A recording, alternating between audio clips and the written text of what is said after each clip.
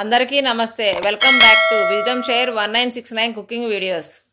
ఈరోజు పిల్లలకి ఎంతో ఇష్టమైన వెజ్ మామోస్ని తయారు చేసుకునే విధానం చూద్దాము. ముందుగా ఒక ఎంటీ బౌల్ తీసుకొని దాంట్లోకి 2 కప్పుల మైదా పిండి,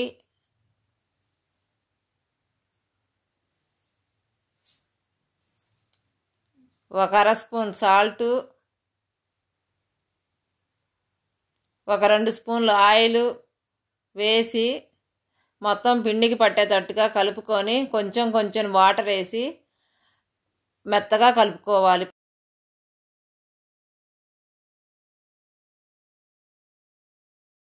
పిండి అనేది నేను చూపిస్తున్న విధముగా సాఫ్ట్గా ఉండాలి.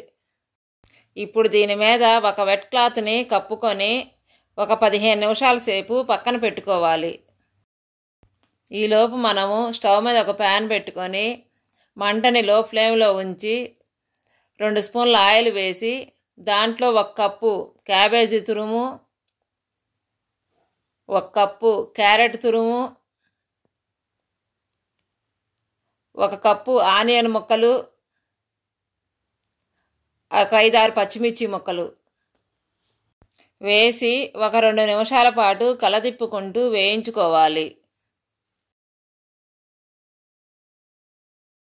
ఇప్పుడు దీంట్లోకి 1 స్పూను మిరియాల పొడి వేసి ఒక 5 నిమిషాల పాటు ఈ ముక్కలన్నీ కూడా బాగా వేగేంత వరకు కలదిప్పుకుంటూ వేయించుకోవాలి. చూశారు కదండి, వేయించుకున్నాక ముక్కలు అనేవి ఈ విధముగా ఉండాలి.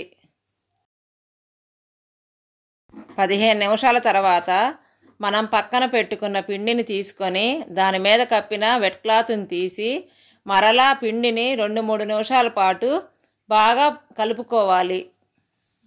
ఇప్పుడు ఈ పిండిని నేను చేస్తున్న విధముగా చిన్న చిన్న ముద్దలుగా చేసుకోవాలి. ఇప్పుడు ఈ ముద్దల్ని నేను చేస్తున్నట్లుగా చిన్న చిన్న చపాతీల్లాగా పాముకోవాలి. ఇప్పుడు మనం తయారు చేసుకున్న చపాతీలోకి ఇప్పుడు తయారు చేసుకున్న స్టఫింగ్ని కొంచెం పెట్టుకొని నేను ఏ విధముగా అయితే మోమోస్ ఆకారములో పాయలు పాయలుగా ప్రెస్ చేసుకుంటున్నానో మీరు కూడా అదే విధముగా మోమోస్ ఆకారములో ప్రెస్ చేసుకోవాలి. మీరు గుర్తుంచుకోవాల్సింది ఏంటంటే మోమోస్ తయారు చేసేటప్పుడు చపాతీ అనేది చిన్న సైజులోనే ఉండాలి. అప్పుడే మనకి మోమోస్ ఆకారం అనేది పర్ఫెక్ట్గా వస్తుంది.